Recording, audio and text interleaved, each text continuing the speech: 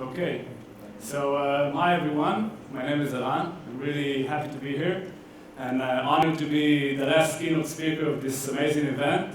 And I want to take the opportunity to thank Sergey and the rest of the gang for organizing such an amazing event.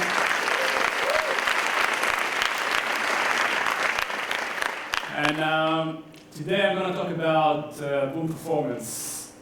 Before I begin, a little bit about myself. So I've been coding since ever I remember myself, since the age of 8 or 9. Currently I'm co-founder and CDO at The Pulse, and before that I co-founded and was R&D manager at Como, also known as Conduit Mobile. And this is my email, and the guy at the conference told me not to say that we're hiring, so I'm not going to say that.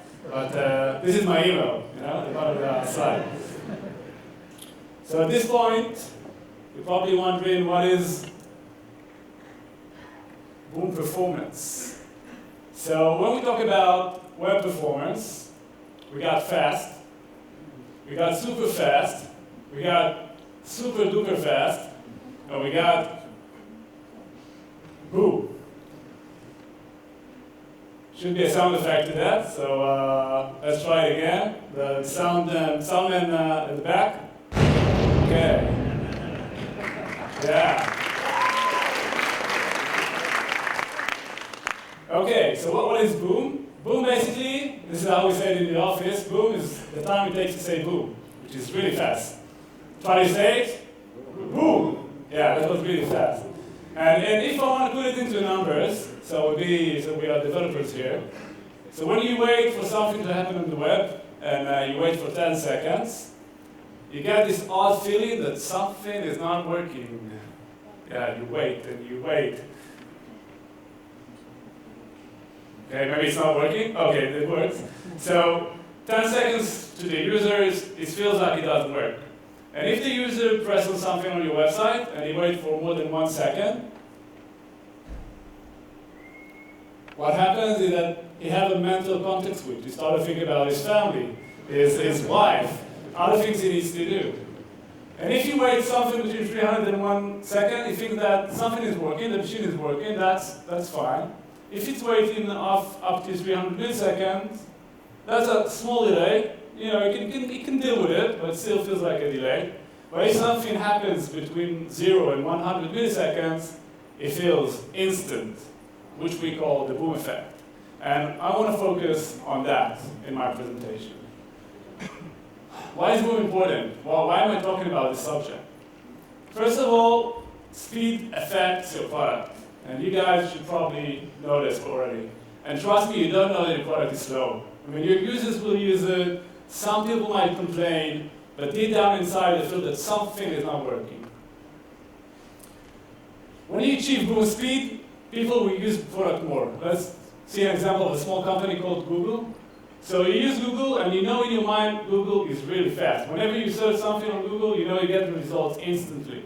And because it's so fast, I personally use it as a spell checker, because I can type anything, and in the middle of milliseconds, I'm going to get the right way to spell it. And because it's so fast, I even use it to calculate any math drill I want to do. It's faster to me to do it on Google rather than to open a native app and do it on my computer, because I know Google is really fast and it's already open on the tab of my computer. When you achieve boom speed, your UI will be simpler. How many times have you heard requests from users saying, oh, can you move this button to the main screen? Maybe you can add this UI. And they ask for this feature not because they think it's going to improve your product, but because your product is slow. Once your product is slow, people will ask to add more buttons to certain pages, which will make your UI more condensed and you make your product worse. When you achieve boom performance, you create addiction to your product. If it's boom, people will use it for everything. Everything your product can do. If it's fast enough, they'll use it because it solves a pain. It does something for them. But if it's not fast enough, they're going to say, okay, it does something for me, but why are they making me use this shit? And you all know what I'm talking about. Product, I'm not going to mention in names, but stuff like Salesforce and Jira, and all this sort of stuff that you have to work with, but every time you use it, in your mind you think, oh, why is it so slow? I think the main point here is invest in speed. It's one of the best things that you can spend your time on. And always remember, when you create a new killer feature, it's going to serve 10% of your users. But if you improve the performance of your product, it's going to serve everyone that uses your product. And speed is something you guys should be in charge of, because the product guy is going to ask, oh, can you make this faster? Can you make this work faster? And don't know how to do it. You guys know what's happening on the client, what's happening on the server, and you guys can improve the performance of the product. So now we know what is boot performance and why it's important. Let's see how we can achieve boot performance. So I'll start with the basics. I'm not going to focus on that because I see you guys are pros. Most of you guys know the basic techniques. I'm just going to go through that to make sure we're all on the same page. So, we got the general checklist that we need to do: modify JavaScript and CSS, use gzip compression, optimize images, etc. Use a CDN. Obviously, if you don't use a CDN, you're in the wrong profession. Prioritize visible content, JS and CSS.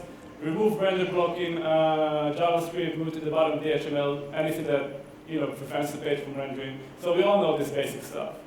But me as a team leader, as a developer, I see people shooting themselves in the foot too often. What that means is that people use libraries such as jQuery, Zepto, Angular, Backbone. It doesn't matter how modern the technology is. If you don't understand what's going on inside the engine, you might cause yourself a performance penalty. So in this little example, you can see a certain loop going on, and I'm performing some sort of jQuery query in here. And what's happening in red, which looks pretty innocent, just one line of jQuery code. Basically, what happens inside jQuery is that it goes through the entire DOM element and searching for that specific object inside the DOM. Now, if you do it for every iteration of your loop, that's going to be really slow. So, the obvious solution here is to move that outside, and that's going to improve the performance. Sometimes you can do it, sometimes you don't. But I often see people, writing code like that, not using an ID, even using a class. So that's for every single line, jQuery is going to go through the entire DOM and search for that element, and then apply the CSS style or the HTML, whatever you want to do. Obviously, you can do it by adding multiple functions to the element or caching your jQuery results. But this is just one example. Obviously, there's many other ways you can cause damage with jQuery or Backbone or Angular. But I think my point here is that you need to understand what's going on with the library that you're using. Always make sure that your DOM is not heavy. We talk about the aspects of making your page load faster, but you also want to make sure that the user experience in your web page is good enough. I think the ground rule here is to keep 60 frames per second when the user scrolls. So try to use with caution anything that involves round corners, box shadow, opacity. We all love them, they look beautiful, but it makes your page slow. No matter how beautiful your page is, if it's slow, it's crap. Beware of binding scroll events. Scroll events are evil. Unless you must use scroll events, don't bind them. Avoid using too many elements. You guys probably know this phenomenon. You guys start to write HTML, you create a div, inside you create another div, you create a span, you create an href inside, and then you need to think to yourself, why am I making so many elements? Try to minimize the amount of elements. And another nice trick some of you might know is use the GPU. All the modern browsers, even IE, support the GPU right now, the graphical processing unit. And basically, what it does is that the browser uses the computer or your smartphone graphic processing unit in order to render the HTML page. So in this little example, you can see the same exact code on the left-hand side and the right-hand side, same CSS. Only difference is the bottom line where I force the browser to use the GPU. By using Translate 3D, I trick the browser to think this is a 3D animation, and then you move the images into the GPU, and the rendering is much, much faster. So this is one way you can leverage your browser rendering mechanism if you understand it in order to achieve performance. So this was, covering the basic. We went through that quite quickly, and now I want to cover other stuff. It's going to increase and create the boom performance effect to your product. One way to achieve it is to using optimistic actions. What is optimistic actions? So let's see one example. You all know Instagram. When you take a photo on Instagram, what happens next is the following. First of all, you use the filter. You select the filter that you want to do. And then you select what you want to share. Do you want to share it on Facebook or Twitter, etc.? And then you need to write down your caption, something funny or whatever you want to do. And then it appears on your Instagram feed. Now, what most of us will probably do as a developers is to start uploading the image here. I mean, we got a photo, we got the caption, we got the user preference as to how to share this image, and then we start uploading the images. But a cool thing that Instagram has done is that they started uploading the image here, because they knew that the user, it's going to take him a few seconds between the moment he took the photo and after and the time you're going to take him to fill all the details.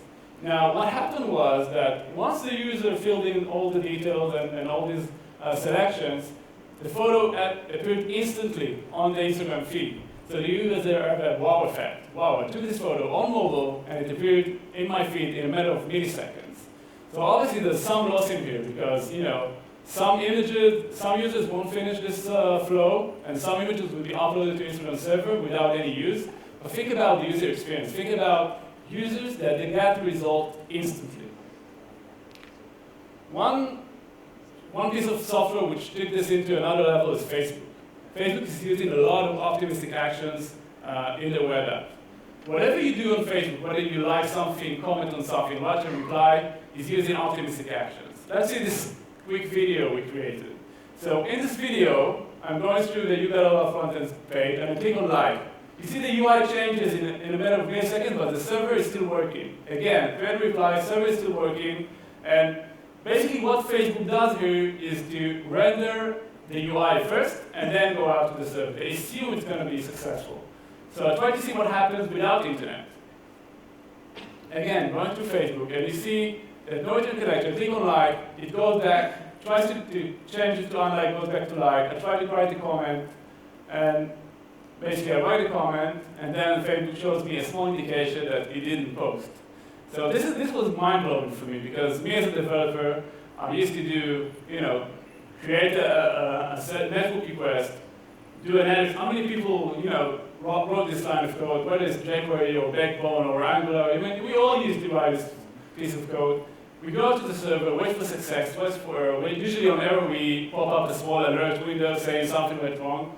And basically what happened in here is that we take the success part and move it up there. We assume that the server request will be successful, and instead of waiting for the server to return the success, we first render the new UI. And this gives an amazing experience to the user. It does something, and in a matter of milliseconds, the UI changes. What happens behind the scenes? He doesn't care about it. All he cares about is that his user interface changes instantly. We also try to do it in the polls. So this is our sign-up form, and we just recently changed our sign-up form, and we wanted it to be super fast. We didn't want to lose any users that try to sign up. So the first stage and the last stage were pretty easy. We just asked the user for information. We've done it all on client-side code, no page rendering or anything. So these were quite easy. We just asked for the name of the company, the name of the person, and so on. But the second part was tricky because we asked the user to select a subdomain. Now, this has to be unique because you need to catch a subdomain that nobody else is using.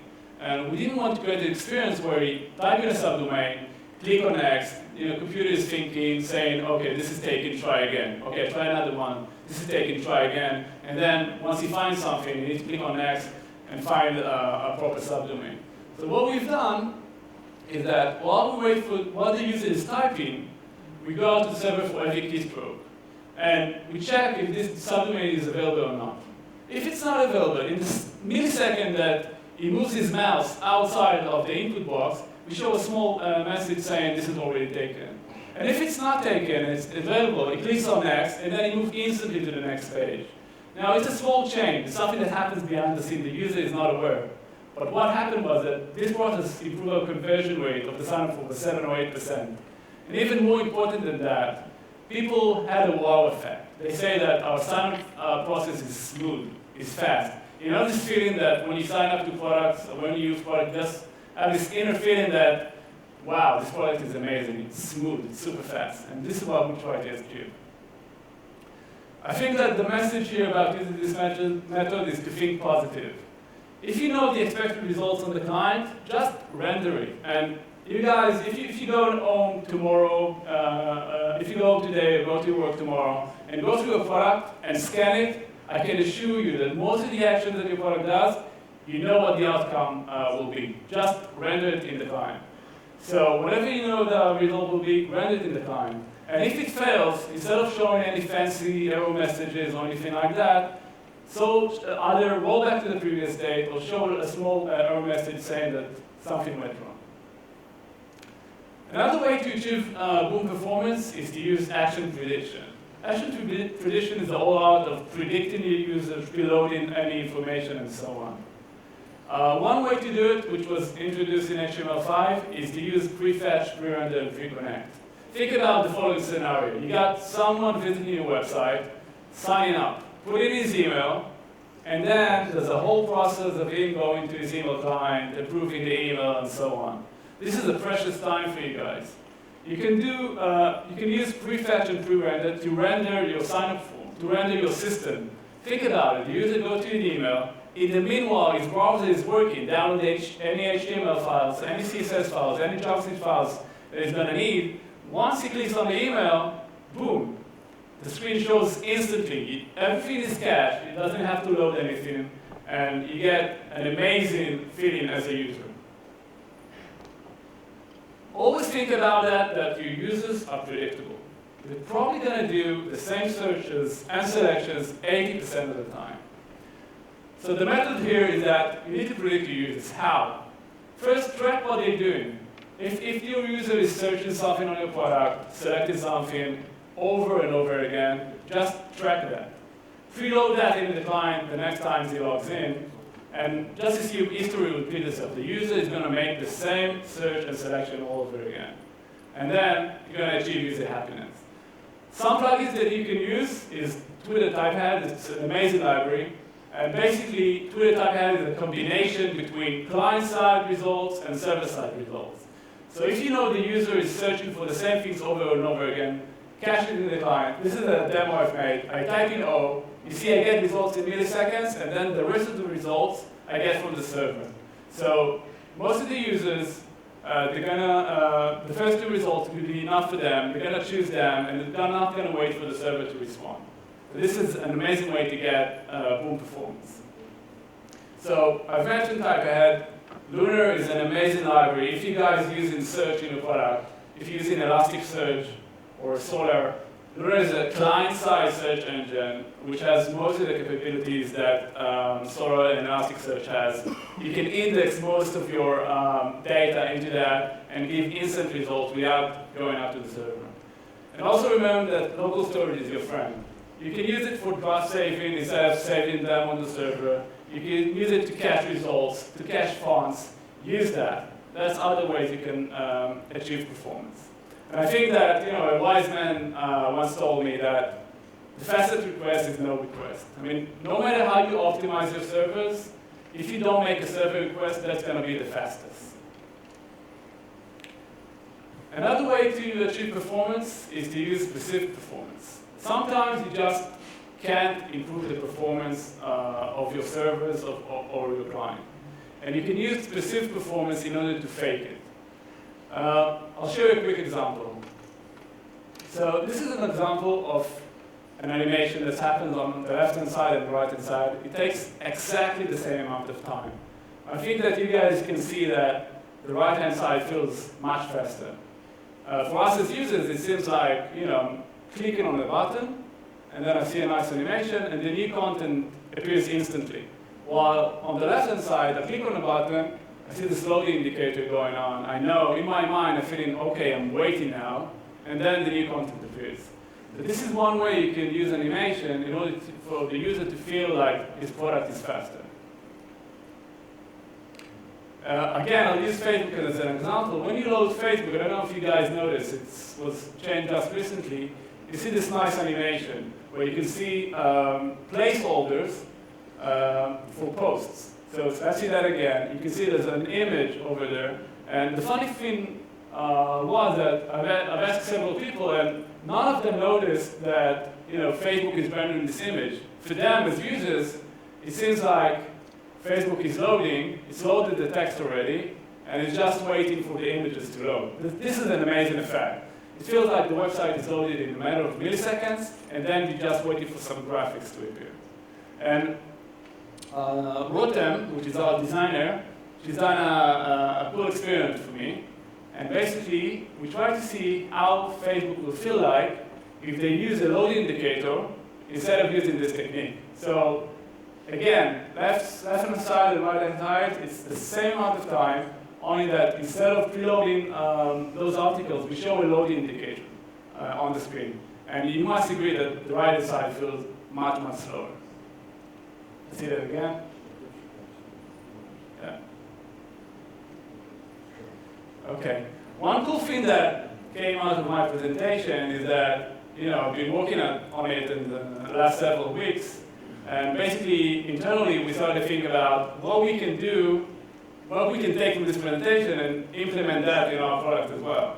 So Tara, one of our developers, he saw my slides, and basically, he then went and tried to optimize our product.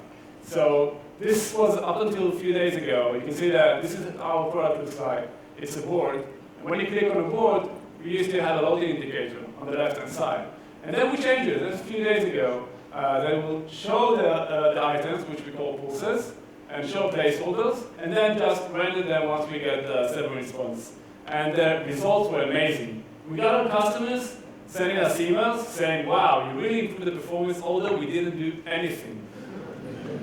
All we've done is render a few lines of HTML, but it just feels great, Think about it. The user clicks on the board. You already see what he knows. He doesn't see a loading indicator. You see pulses. You see the colors. You see the name of the groups. This group is a great feeling for the user. So there's other method to achieve perceived performance. You can use what I've mentioned is gradual UI loading. You can use all sort of progress bars, but do me a favor. Don't use progress bars that start fast and then become slow. Use programs that start slow and then becomes really fast. And use all kind of effects on buttons. Use over effects, active effects. Lua.js is a great library to give indication of something that's going on in the server. And use animations, but use them carefully, because us as, we all love CSS. We know some stuff is really easy to do with CSS, like active effects and over effects on buttons. Some of us are overusing it. Adding too many animation, making animations too slow. That's a good way to shoot yourself in the foot as well. Use short but sweet animations for your user interface. One case study I want to share with you guys is something that happened to us, a real-life event in the Pulse. So, as I've mentioned, when we created our product initially, this is how we imagine it will look like. You develop something, and then you have some kind of a use case in your mind, how it's going to work. So this is how we imagine it. It's going to have several pulses, which are the lines you can see. It's going to have 4 or 5 columns, and users are going to use it and enjoy, etc., etc. And then after we launched this product, like a few weeks later, we got complaints from users saying, wow, your product is really slow. It's not working fast enough. I can't use it because it's slow. And we tested it again. It's working fine. What's going on? So we asked our users to send us any videos or screenshots of what happened to them, and we got stuff like that. Wow. So people, I won't say abuse, but use the product in ways we didn't imagine. They created hundreds of pulses. They created 15 columns. And when we tried to recreate it on our product, and we saw that, if you create so many columns, if you create so many items, that's going to be slow. So we sat down and we thought what we can do in order to improve that. So we tried several stuff. One thing we've done is to load the HTML first and then go out to the server and get the result, what you just saw. And it improved the performance a bit, but again, you still had to wait for the server. And then once you rendered the boards, it was slow to scroll. Another thing we've done is to do client page pagination. So instead of rendering the whole board, we rendered the first 20 pulses. As the user scrolled, we rendered another 20 pulses, and so on and so on. But once the user scrolled down enough, the board was really heavy, and it started to be slow again. Another thing we tried is to use the GPU, use translate Z in order to move the board to the GPU. It was a bad decision because the board was really heavy with HTML, and we got people saying, wow, my browser crashed, you crashed my Firefox, and so on. So we said, okay, not a good idea. Some computers doesn't handle this well. I think one of the things that made the most difference is that we reduced the amount of HTML elements. We went through, as you can see on our board, we got a lot of repeatable elements, a lot of elements we render over and over again. And we tried to reduce the number of HTML elements to the minimum we can do. And this improved the performance, but still, I mean, we had some fancy stuff going on inside our product. It still wasn't enough. I think the thing that made the most difference is that we use gradual rendering. Basically, what we've done is that we thought, what's the minimum, like really the minimum we need in order to render the board? And then we thought about enhancing the board according to what the user does. I'll show you a video of what really happened behind the scenes. So this is Firefox 3D view. This is how the board is rendered initially. You can see that every element here, every cell has only 2 or 3 HTML elements. But once the users start to interact with the board, and you can see all the fancy stuff in the corner and the plus sign and so on, and there's a lot of other stuff going on, we render the rest of the HTML. So you can see in the video that we render all kind of other stuff that we need to do in the client. So think about it. We got a board with thousands of pulses, a lot of columns. Probably the user is going to interact with 5%, 2%, 10% of the board, and then we can render the fancy stuff only for the relevant places. So if I'll give you 5 takeaways you can take from this presentation and apply in your day-to-day, is that, first of all, boom performance equals user happiness. Use that. Improve the performance of your product. It's going to benefit you in ways you can't imagine. Don't skip the basic optimization stuff. I know it's boring. It's the server, guys. It's not us. But you need to do that. Use the CDN. Minify your JS and CSS stuff. And always think that unless you might wait for the server, don't wait for it. Think about features that you develop, stuff you can do in the UI. Most of the stuff you guys do, you can do on the client. And try to fetch the data just before the user needs it. Think about how you can track your users, how you can preload content to your browser just before the user needs it.